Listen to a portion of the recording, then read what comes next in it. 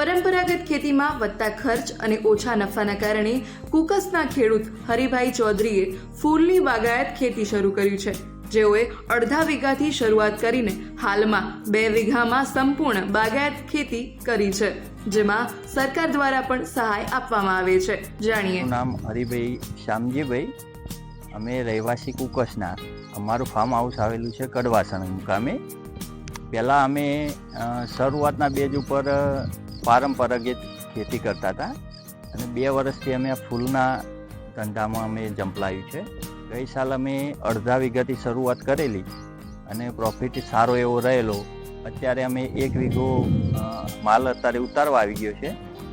Something 25,000 રૂપિયાનું અમે વેચાણ બી કરેલું છે અને બીજો 1 વીઘો એના ધરું ચોપી દીધેલું છે. એટલે આ ફૂલનો સમાપ્ત થશે એટલે એ ફૂલ ચાલુ થઈ જશે. આવતી સાલ આનાથી વધારે કરવાની ગણતરી છે અમારી. આ વખતે ગઈ સાલ અમે ઇન્ડુસના ઓર્બિટ વાયા હતા. એમાં જ્યાં કેસરી ફૂલ દેખાય એનો વજન થોડો ઓછો પકડાતો હતો. એટલે આ વખત થોડું અમે કંપનીમાં ધ્યાન આપી અને અષ્ટગંધા પ્લસ એ કંપનીના અમે કેસરી ફૂલ લાયા અને ઇન્ડુસના અમે આર્યા લીધા છે યલોમાં. ઉત્પાદનમાં તો કેવું છે કે તમે જેવી તકેદારી જેવી કેળવણી રાખો એવું ઉત્પાદન મળે છે. અમુક ખેડૂતોને એવું છે કે વીઘામાં 30-40 હજારનું એ ઉત્પાદન મળતું હોય અને અમુક કેળવણીવાળા ખેડૂત એવા હોય છે કે જેનું ઉત્પાદન જે કેળવણી કરતા હોય એમને ધાર્યું એના કરતાં બી સારું એવું મળતું હોય છે. અને અત્યારે ગઈ સાલ કરતાં અમારું ઉત્પાદન આ વખતે એવરેજ ડબલ થઈ જશે. ગઈ સાલે અમે લગભગ 42,000 રૂપિયાનું અડધા વીઘામાંથી વેચ્યું હતું.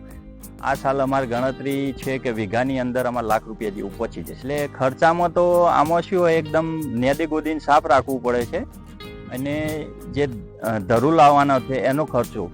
પછી આમાં તમે તમારી કેળવણી ઉપર તમે ઘરનું જીવામૃત બનાવીને છાંટી શકો છો. પછી અગ્નિશસ્ત્ર જે આવે છે એ છોટી શકો છો. તો તમારે શું પેસ્ટિસાઇડની બહુ જરૂર રહેતી નથી. એટલે તમે ઘરે બનાવીને બી છોટી શકો તો તમારે બજેટ એકદમ ઓછામાં તમે સારો એવો નફો લઈ શકો. આ વર્ષે અમે બાગાયત ખાતામાં અમે આની સબસિડી માટે અરજી કરેલી છે. અરજી અમારી મંજૂર થઈ ગઈ છે અને એનું સાહેબ દ્વારા અહીંયા ખેતરમાં આવી અને વેરીફાઈ પણ થઈ ગયું છે. હવે છેલ્લું સ્ટેજ બાકી છે અમારા એકાઉન્ટમાં આવવાનું. હવે જે પરંપરાગત ખેતી હતી એમાં ધારો કે એરંડા છે કે એ 12 મહિનાનો પાક છે, બરાબર છે. એ તમે આખો 12 મહિના મહેનત કરો અને જે છેલ્લા દિવસે તમે વેચાણ કરો તો એનું જે કોસ્ટ પેલું બેનિફિટ છે તમે ગણવા જાઓ તો પછી એમાં એટલું બધું પ્રોફિટ રહેતું નથી.